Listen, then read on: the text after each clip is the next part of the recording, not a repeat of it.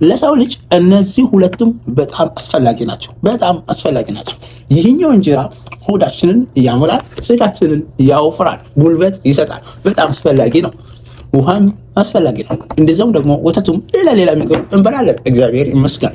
ይሄኛው ግን ለስጋችንም ለመንፈሳችንም በጣም ጠቃሚ ነው።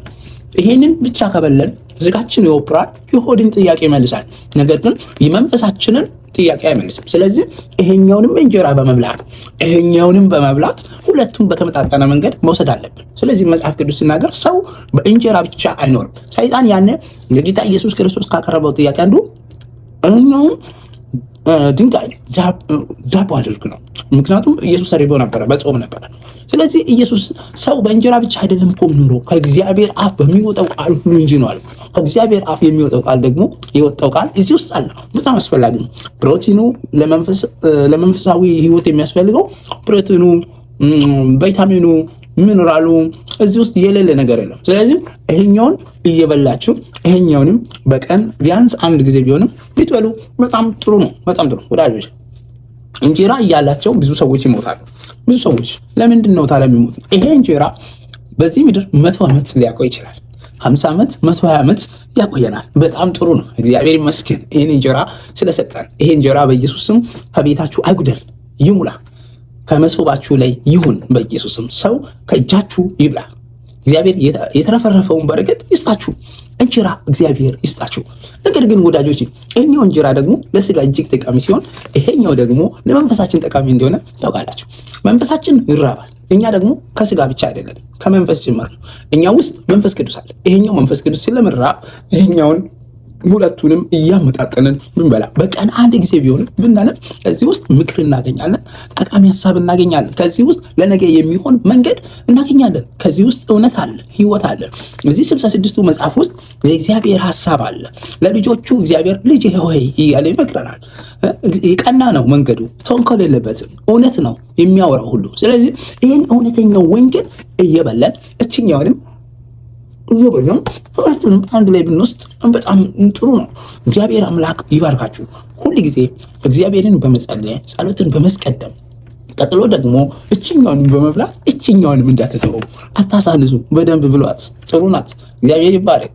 ያለዚህ ያለ ምግብ ሰው ምድር ላይ መቆየት አይችልም። እውነት ነው። በጣም አስፈላጊ። እኔ በጣም ነው ምግብ የሚወደው። ምግብ ጓደኛዬ ነው። በጣም ነው የሚወደው። ጠዋት ሰላም ካላልኩ፣ ምሳ ሰዓት ላይ ሰላም ካላልኩ፣ እራት ሰዓት ላይ እችኛዋን ሰላም ካላልኳት አልችላትም እና እንቅልፍም አይመጣም፣ ይደክመኛል። ስለዚህ እሷን ደግሞ ይበላታለሁ። ወተትም ካለ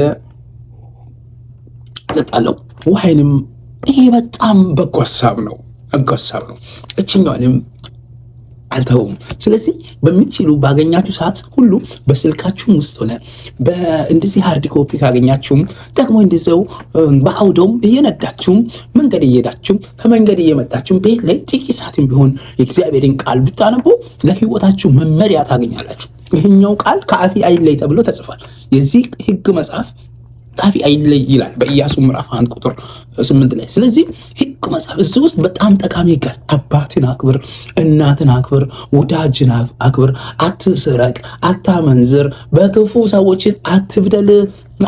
ብዙ ሀሳብ አለ። ባልንጀራን እንደ ራሴ ውደድ የሚላል፣ መንግስትን አክብር የሚል ጠቃሚ ምክር አለ። ረጅም ዓመት መኖር የሚቻልባቸው ሕጎች እዚህ ውስጥ ጥበቦች አሉ። አባትን እና እናትን ማክበር አስፈላጊ እንዲሆን እንዲሁም ደግሞ ለባልንጀራ ራስን አሳልፎ እስከ መስጠት ድረስ መውደድ፣ እንደ ራስ ወንድምን መቀበል፣ በወንድምህ በር ከመቆም መንገድ ላይ ከመቆም የወንድምን ሱቅ አዘግተህ የራስን ከምታስከፍት ለወንድሜ መንገድ እንድትሆን የሚመክር ነው። ይሄ እንጀራ ነው ወዳጆች። 66ቷን መጽሐፍ ከቻላችሁ ትንሽ ብሉ የምትችሉትን ያክል እና መጽሐፍ ቅዱስ የማያነብ ትውልድ እንግዲህ የሰውን ሀሳብ ነው የሚማረው፣ ከሰው ነው የሚማረው፣ ከዚህ አይማርም። ሁሌ እነ ፓስተር እንድናገሩ ይፈልጋል።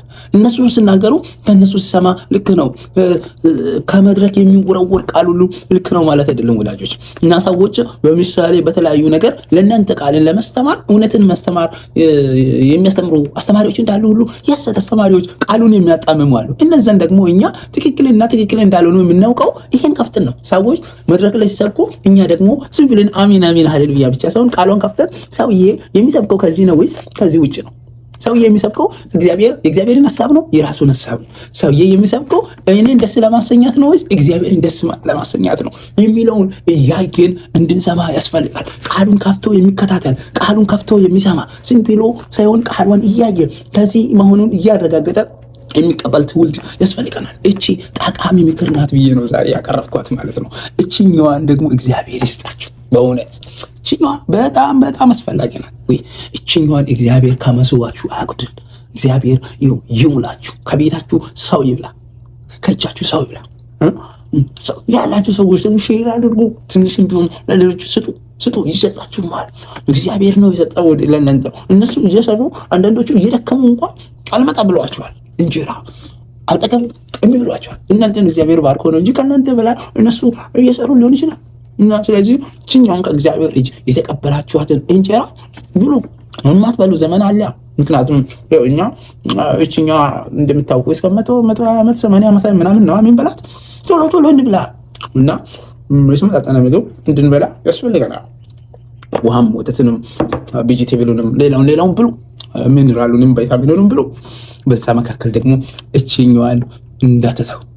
እችኛዋ ሃይ ፕሮቲን አለባት፣ ለሁሉም ጠቃሚ ናት። ከክፉ ጓደኛ ትጠብቃለች። ምላሳችንን እንድንጋራ ትመክራለች። የነገያችንን መንገድ ትነግረናለች። ከሰዎች ጋር ያለን ድንበር እስከየት መሆን እንዳለበት ትነግራለች። ስለ ልባም ሚስት ትናገራለች። ስለ አጸያፊ ጓደኛ ትናገራለች። በእግዚአብሔር መንገድ ላይ ያሉ በረከቶችን ትናገራለች።